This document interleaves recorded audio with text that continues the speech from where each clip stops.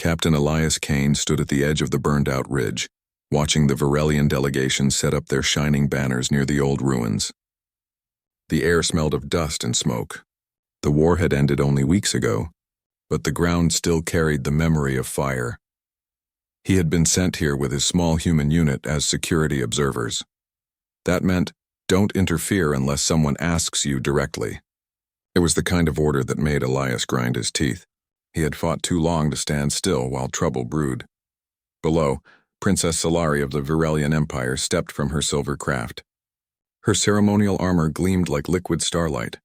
The aliens bowed as she passed, her tall frame moving with grace. Elias had never spoken to her, but even from a distance he could see the weight she carried. This was not just a political visit. It was a plea for lasting peace. His comlink crackled. "Kane, eyes open," Sergeant Brill said from their post. Something feels wrong. He felt it too. The silence was too heavy. The wind carried no sound of birds or machines. Then he saw it. A glint of metal in the rubble near the ridge opposite him. Sniper. Elias barked. Everything happened in seconds. A bright plasma bolt shot across the open space, aimed directly at the princess. Elias didn't think. He vaulted over the barricade, sprinting down the slope with the speed of desperation. Another shot rang out.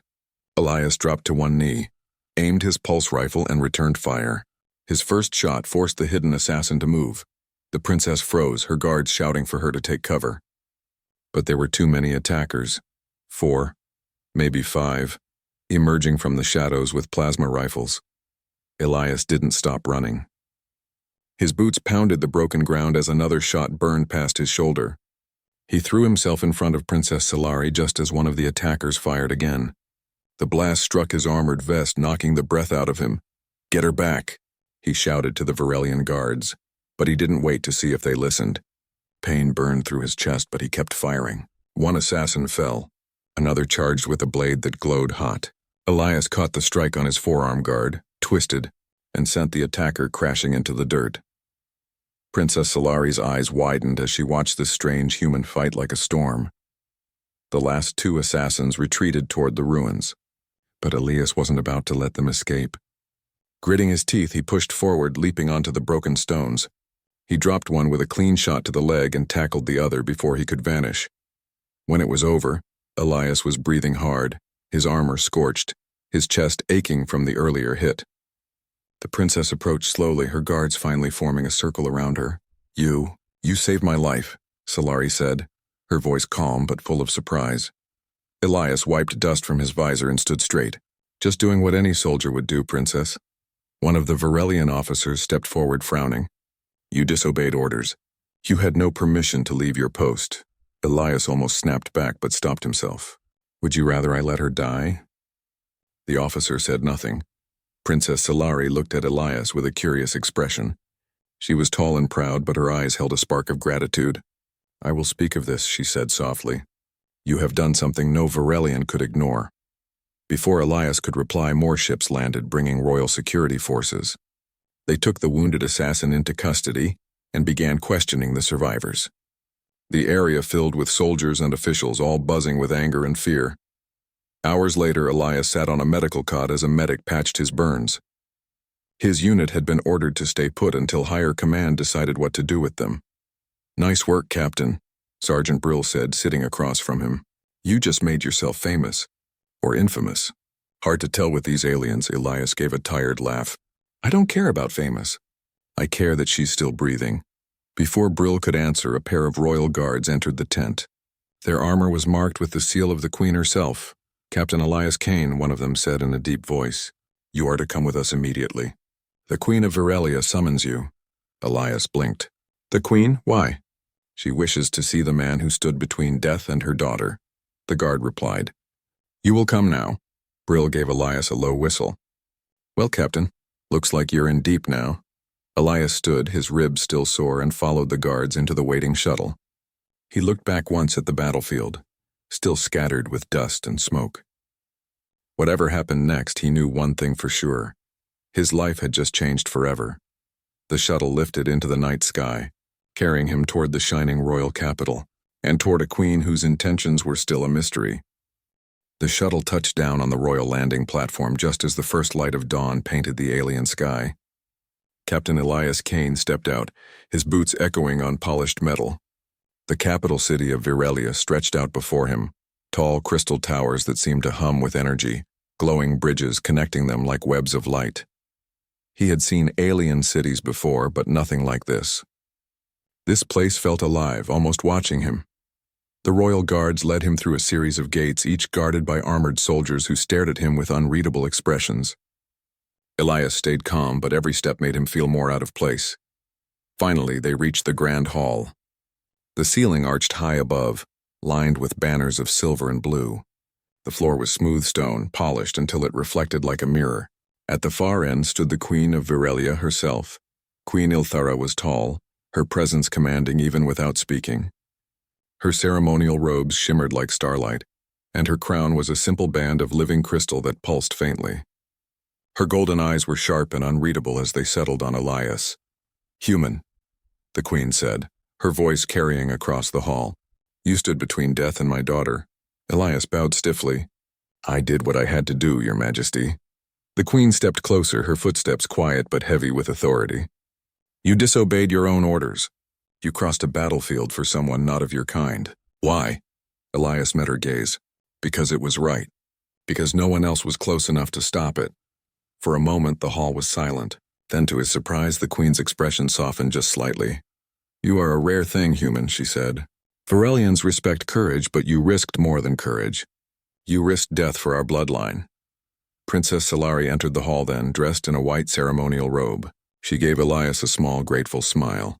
"It is my wish," the Queen continued, "that you be bound to the royal house as protector of my daughter. From this day forward, you will serve as her guardian until peace is secure." Elias froze. He had expected praise, maybe a medal, and not a lifetime assignment. "With respect." "Your Majesty," Elias said carefully. "I am a soldier of the Terran Defense Force. I cannot just—" "You can," the Queen interrupted, her voice like steel. "And you will. Your commanders have already been informed. They have agreed to release you from their service for the sake of this alliance." Elias clenched his jaw. So this was not an offer. It was a command. Princess Solari stepped forward. "Mother, perhaps Captain Kane should be given time to consider—" "No," the Queen said. "The decision is made. He will remain at your side, Solari. Learn from him. Humanity's ways are strange, but perhaps they hold strength we have forgotten." Elias said nothing. He had been in war zones, in hostile negotiations, even in zero-gravity firefights. But this felt more dangerous than any of them. After the audience, he was taken to a chamber in the palace reserved for royal guards. It was comfortable, but it still felt like a gilded cage. That evening, Princess Solari visited him. "I am sorry, Captain," she said softly. "My mother can be firm in her decisions, but I am glad you are here. I trust you more than most of my guards." Elias leaned against the wall. "It's not trust I'm worried about. It's the politics. Someone tried to kill you once. They'll try again." Solari nodded. "I know, and now they will try harder, because you are here. Your presence is a message, that my mother trusts an outsider more than her own court. Some will see that as an insult." As if to prove her point, the warning alarm sounded. Elias reacted instantly. He grabbed his rifle and pulled Solari toward the safe corridor. But before they could reach it, 3 masked intruders burst into the hall. "Stay behind me," Elias shouted. The attackers carried plasma blades and moved with deadly skill, but Elias had the advantage of surprise and human unpredictability. He fired 2 quick bursts, dropping one of them, then used the butt of his rifle to knock the second off balance. The third attacker lunged at Solari. Elias threw himself between them, taking the strike on his armored shoulder. Pain shot through his arm, but he grabbed the attacker by the wrist and twisted until the plasma blade fell to the floor. Palace guards finally arrived, finishing the fight. The attackers were captured, but Elias noticed something that made his stomach tighten. The assassins wore the crest of a noble house. Later, in the Queen's council chamber, the captured attacker was questioned. Under pressure, he confessed that a faction within the royal court wanted the princess gone so they could force the Queen to step down. The Queen listened without emotion, then dismissed the council. When they were alone, she turned to Elias. "Now you see why you're here, human. This is not just about saving my daughter's life. It is about saving an empire.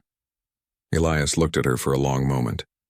Then I hope you are ready, Your Majesty, because they won't stop until they succeed, or we stop them first. The Queen's golden eyes flashed. Then we stop them. That night, Elias stood on the balcony overlooking the glowing city. He had been claimed by a foreign queen, thrown into an alien palace full of enemies, and now stood between an empire and its own destruction. For a moment, he almost smiled. This was what humans did best, standing where no one else dared stand. The next morning, Captain Elias Kane was already awake before the palace lights shifted to day cycle. He stood in the training yard running diagnostics on his rifle and his armor. He knew the attackers would not stop after last night. Princess Celery joined him, her expression serious. My mother wants you to take command of the investigation, she said. She believes the conspirators are preparing something bigger. Something final. Elias nodded. Then we don't wait for them to strike. We take the fight to them. Solari hesitated. That is not the Varelian way. Elias gave a short laugh. I'm not Varelian. Later that day, the Queen gathered a small war council. Holograms of the captured assassin's testimony floated above the table, highlighting the noble house involved. House Zareth. They plan to strike during the eclipse ceremony tomorrow, Elias said, studying the map of the city. If they succeed, they will either kill the princess or take her hostage. Either way, the empire will fall into chaos. The Queen's face was carved from stone. What do you propose, human? Let them make their move, Elias said, but we will be ready for them. I'll lead a small team, fast, mobile, and unpredictable. We'll stop the attack before it reaches the throne platform. The Queen gave him a long, measuring look. Then she nodded. Do it. And Kane, if you fail, there will be no second chance. The next day, the city gathered for the eclipse ceremony. The royal platform floated high above the capital, a shining disk suspended by gravity fields. The Queen stood at its center with Princess Solari beside her. Elias was there too, standing just behind them in his dark armor, his rifle slung and ready. But unlike the other guards, he was scanning every shadow, every tower, every face. When the sky darkened and the eclipse began, it happened. Explosions rocked the far end of the platform. Armed traders emerged from hidden compartments, their energy blades glowing. Panic spread through the crowd, but Elias was already moving. Protect the Queen, he shouted. His team, a mix of human soldiers and loyal Varelian guards, sprang into action. Plasma fire filled the air. Elias dropped one attacker with a clean burst, then dove behind a support pillar. The traitors moved with precision. This was not just an assassination, it was a coup. Elias realized with a jolt that they meant to seize the platform and broadcast their victory across the empire. Solari, stay low, Elias shouted as another blast tore through the air. He charged forward, closing the distance before the traitors could regroup. Human reflexes and raw aggression carried him through the first wave. He slammed one attacker to the ground and used his rifle as a staff to knock another over the edge of the platform. But there were too many. The enemy leader, a tall Varelian noble in black armor, stepped forward. You do not belong here, human, the noble sneered. This empire is ours. Not today, Elias said. The duel was fierce. The noble's plasma blade cut through the air, forcing Elias to stay on the move. He parried with his rifle, sparks flying, and then countered with a brutal strike to the noble's chest. The fight ended when Elias used a move no Varelian would ever think of. He tackled the noble, dragging him toward the edge of the platform. At the last moment, he twisted away, letting the traitor fall into the empty air below. The remaining attackers hesitated, their leader gone. That was all Elias needed. Now, he shouted. The loyal guards surged forward, forcing the traitors back. One by one, they were captured or driven off the platform.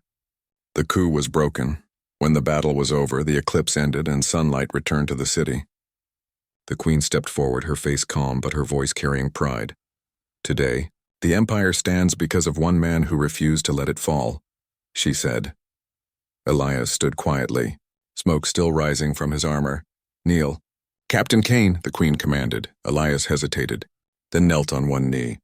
By my right as Queen, I name you First Guardian of Virelia, she declared. You are no longer just a soldier of Earth. You are the shield of this empire, the protector of its future. The crowd cheered, their voices echoing across the city. Princess Solari stepped forward and placed her hand over his shoulder. You stood between death and me, she said softly. Now you stand between death and us all. Elias rose to his feet, feeling the weight of his new duty.